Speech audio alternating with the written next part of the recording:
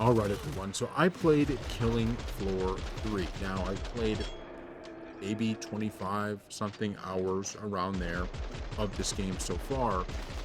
And this isn't maybe going to be our final video on it. Maybe we'll do a longer one at some point. And you can check out, I'll put in the description, we have a channel dedicated now to basically Killing Floor, right? I'm going to be playing a ton of stuff, but I'm not going to only have it on this channel. So we're going to be doing more content on that one. So if you want to see more of it, click after the video on the description below and you can watch our content as it comes out. But I wanted to do one more video, kind of an overarching video at least on this. So for starters, let's go through the pros. Okay, we'll start with those. Actually, we'll start with the cons. I think the cons are better to start with. Okay, so one con is only 10 missions. And I don't mean that in the sense that I wish they put in more missions, because honestly, the missions were pretty annoying, right? This is how Killing Floor is. And I mean annoying in the sense that I just felt like, look, I just want to survive the waves. I don't want to have to go do this and go do this. But for some people, right, this mission thing is going to be a problem, right? Some people, if you want more of a story-based game, you're not going to get it here. So this, to me, like I said, it might be personal opinion, right, and how people feel, and maybe they don't like this type of game, but it's still something to point out. Technical glitches, right? There were a ton of technical glitches in this thing, and I haven't had too many issues, honestly, personally, but I know people who've had a lot of game crashes, and so I can only imagine that there are technical glitches that many are experiencing, other than just the few minor ones I've seen. But it feels like there are certainly technical glitches.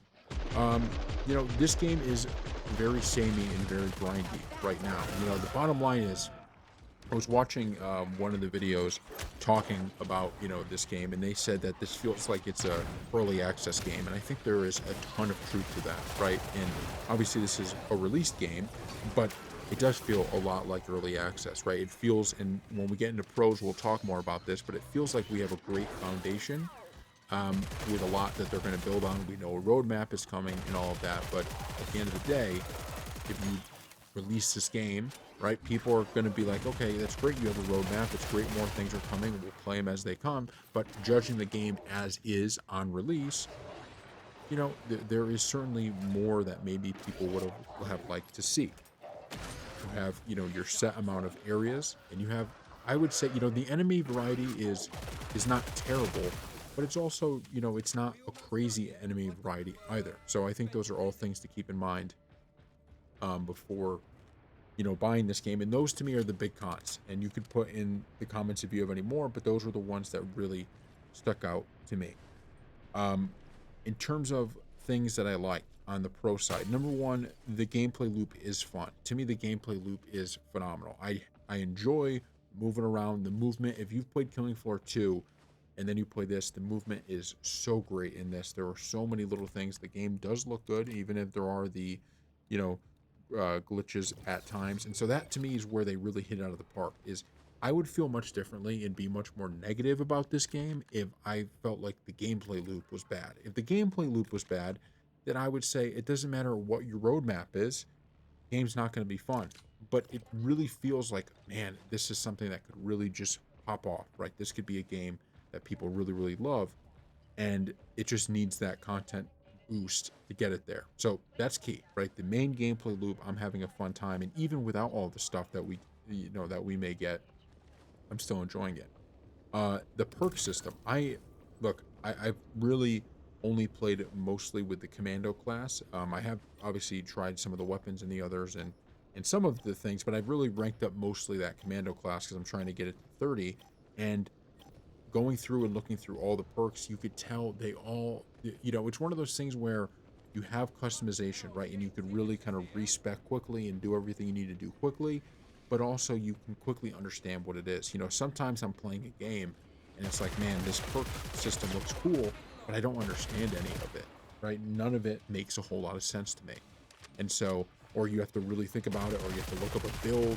With this, I feel like it's really easy for me to see, okay, this is what this perk does, this is what this perk does, these are the trade-offs for me doing this, and if I want to change it, I can change it quickly. That is awesome, because you can get right into the game instead of spending all your time in a menu. On the other hand, with that, right, on the other kind of moving to a new part, the gun customization is awesome. there, aren't necessarily an overwhelming amount of guns per class, but considering you have so many classes and you have all the different guns in there are a good amount of guns, and that all comes with customization. And fooling around with that and making my own class and seeing how it affects the weapon has been one of my favorite parts of the whole thing, and it all happens very easily. You can tell what each customization thing does. It's perfect, right? It's absolutely perfect. So they're going to continue to add to that. So I think, a lot of my main takeaway when, we did a video after 10 hours and now we're doing one, this might not be the final one. As I play it, maybe I do a final kind of review after I've done everything there is to do in the game. But I just have to say the thing that, rings true to me is that this is a game that has a great foundation, right? You have a very good gameplay loop. You have a good set of kind of classes with the perk system. You have, I think the enemies are good enough. There's a lot of good, right? But it just needs to be built on. And the glitches, the crashing, stuff like that can't happen, right? That can't happen. And so if they can fix all of that and they can add the more content on, I think this is going to be one of those games that in a year, people look back on and go, man, Killing Floor is killing it, right? It is doing phenomenally. It is doing great. And we're going to be playing this game. Right now, I have a feeling people will play it, have fun with it, but just say, I don't know if people are going to be grinding the way I'm going to be to try to max out each character.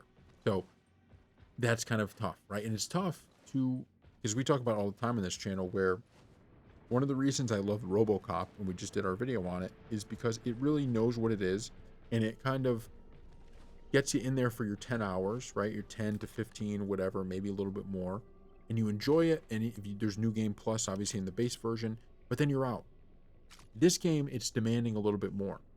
This game, it's demanding a lot, because even me, I'm over 20 hours in, right? I probably maybe even closer to 30. And there were, I would say, maybe 2 or 3 of those hours that it might have been me doing something else and I had the game on the PC. So, that could have, it's not an exact metric is what I'm trying to say towards how long I've played and, how much I ranked up.